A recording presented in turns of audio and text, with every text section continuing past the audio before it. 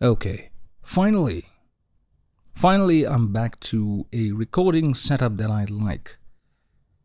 For the past few days, ladies and gentlemen, first of all, good evening. It's pretty late. It's actually good morning. Good morning, ladies and gentlemen. It's pretty late.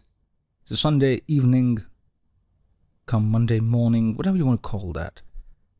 For the past few days, I've been recording using not these guys. You could have seen these guys in my videos if they were there, but they were not there. I regretted doing that. My entire system of recording videos and shooting videos is dependent on my microphones, and I use variety of microphones on camera because I love them. But I was kind of testing my Wireless Go 2 a lot. I was testing my boom microphones a lot. I was testing my other lavalier microphones a lot. And they were fine, but the audio quality was not as great as these guys.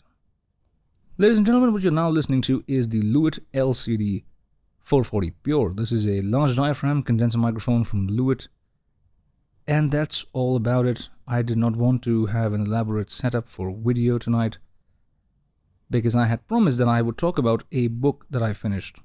And I really came with some pointers in mind. I mean, it's not a bad book by any speck of imagination, but it's also something that I wanted to be really surprised with that book, which I wasn't, because I don't know, in the end it just felt that all those rules, all those things were spiritual in nature. Obviously they were centered around love, and what English people call love, in India we kind of call that bhakti. भक्ति और प्रेम और भक्ति, समर्पण और अपने प्रभु के लिए मर मिट जाना, ये भी वही बातें. मगर let's keep this in English today. And a lot of things were actually, they felt very repeated to me in that book. This is not a criticism of the book. It's a great book. Everybody should read that book. To be honest, everybody should, because it gives your life a newer perspective. It gives your life a newer thinking ground, which is very important because sometimes, in today's world, we've just lost a lot of authenticity, and we need it back. We need things to bring us back to the path of solitude, the path of love, the path of devotion, and the path of submission, people would call that. Some people made really distasteful fun of that as well on the internet also. I saw a lot of people on book forums. I was on Reddit also. Then they were like making really horrid comments about that. But that's clearly, either they did not want to understand what was being said, or they just did it on purpose, for fun.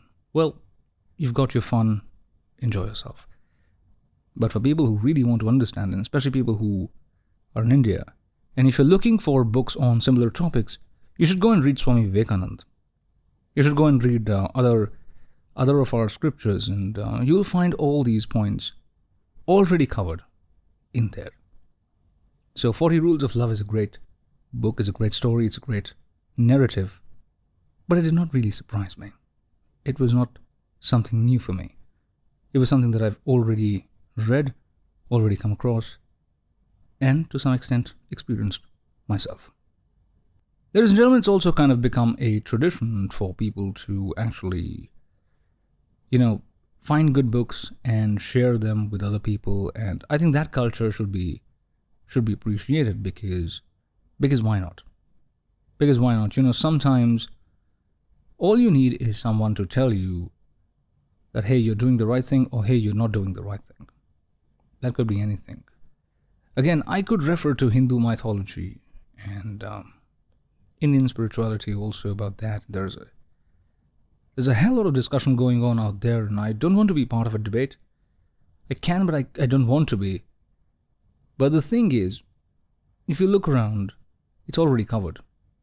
I'm repeatedly saying all of that. It's already covered. It's just been given a story form or whatever. That is just me.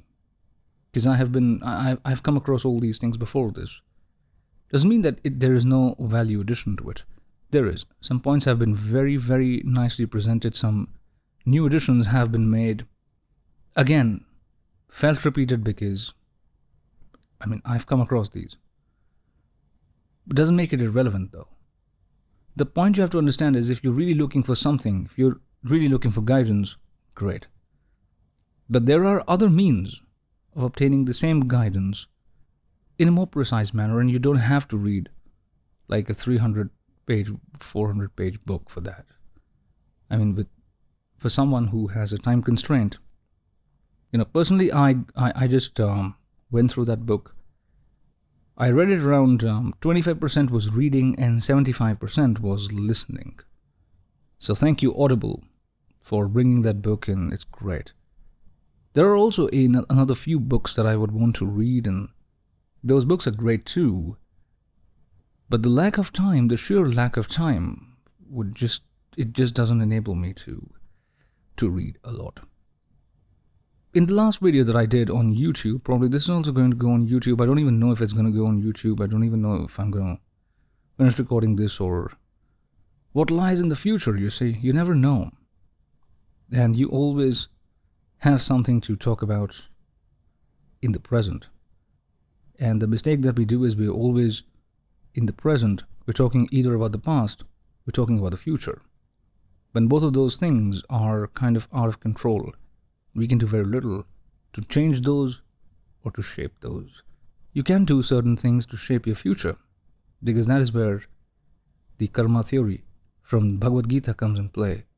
What you do today will determine what you're going to do tomorrow or what is going to happen to you tomorrow. And what you have done in the past cannot be changed. So you have to change yourself today to obtain something you want tomorrow. It's a huge discussion. As I've said, ladies and gentlemen, it's a huge debate. It's a huge discussion. People can turn anything into a debate. A heated debate, a spiritual debate, a religious debate. It's pointless. Because, everybody understands things differently. I said that in the previous video too. The best part about it was in the last video when I said, the most important rule of love is to love. I had not completed that book. Something happened weirdly. I completed that book. It was there in the last chapter. That, hey, most important rule is to love. So please love. So that was a funny coincidence, and I was like, I kind of laughed. I was like, hey, I said that on video. So did I predict that? I don't know. It just happened. Like, I'm not a Sufi or whatever. But yes, the methodologies, the principles, the essence of that entire conversation of that book is great. The premise is great. If you're somebody who's new to spirituality, if you're somebody who's new to philosophy, and if you want to have those pearls of wisdom, it's a great book. Go ahead and read it. Go ahead and reread it. Go ahead and share it with people who are willing to learn something new. Who are willing to tread the path of Sufism or spirituality or devotion or love. So the rules also tell you about jealousy and hatred, and I don't want to drop potential spoilers here, but if you're going to discuss a book or if you're going to talk about something, a particular topic from a book, spoilers are kind of, they're bound to creep in some way. There is this spoiler that how hate spreads for Shams of Tabriz, and people start to hate him, and then eventually there is a series of events that triggers another series of events, and that kind of finalizes the book for you. Hatred is actually omnipresent, and if you are also doing good all the time, and if you're a good person, you'll still be hated. That's also something that you need to know. So if you are somebody who is being hated a lot, read that book, please. You cannot judge yourself by the hate you receive from other people in the outside world.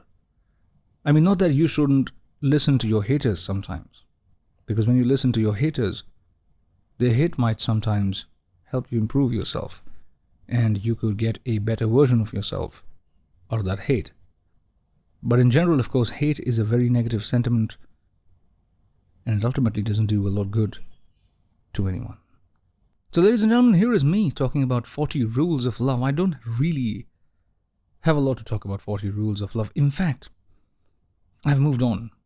I've moved on to a next book that I'm reading right now. And I'm not going to disclose which book is that. Once I finish that, I can tell you guys which book is that. It's a Hindi book, basically. And I don't know if it's originated in Hindi. Don't know. But I have the Hindi version of it. It's also talking about similar things and similar lines. And that book is based on a tribal area somewhere in Sri Lanka. And people are devoted to Lord Hanuman. And since I love Lord Hanumanji, I grabbed the book. But when I started reading it, and I started reading about it, I came to know that a lot of it is just propaganda in the name of religion. So don't fall for it. But while I'm reading it, these stories, the events, the characters, the things that happen in the book would really teach you something nice. There is a notification on Instagram. I hate notifications, especially when I'm recording or doing work. Such is life, you know.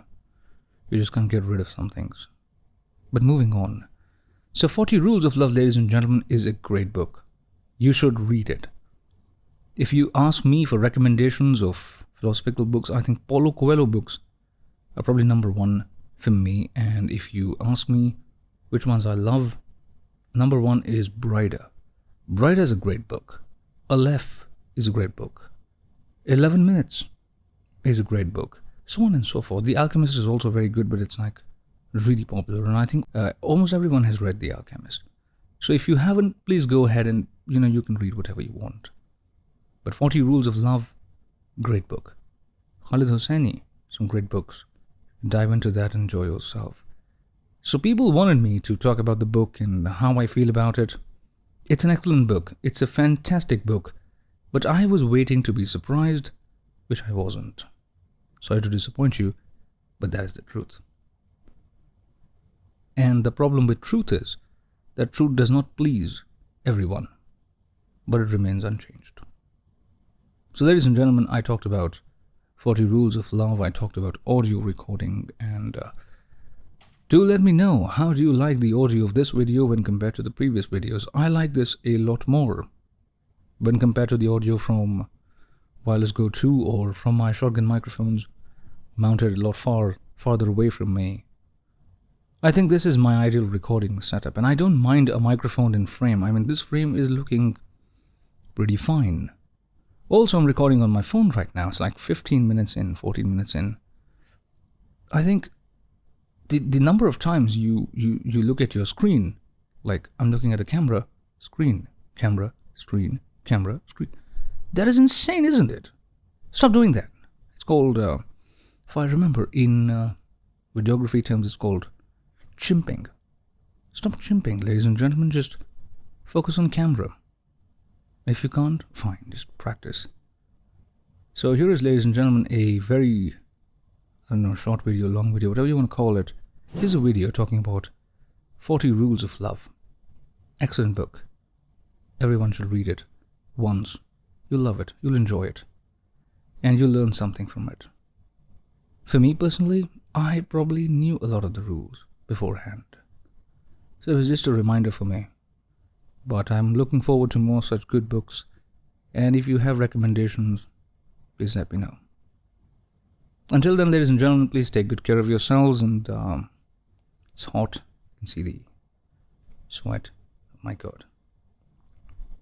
But yes, please take good care of yourselves. And some really sad news came from Japan the other day.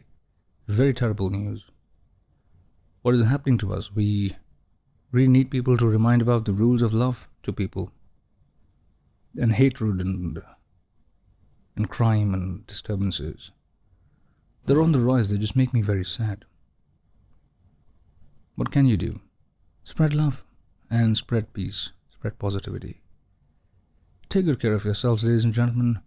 I shall see you in the next one.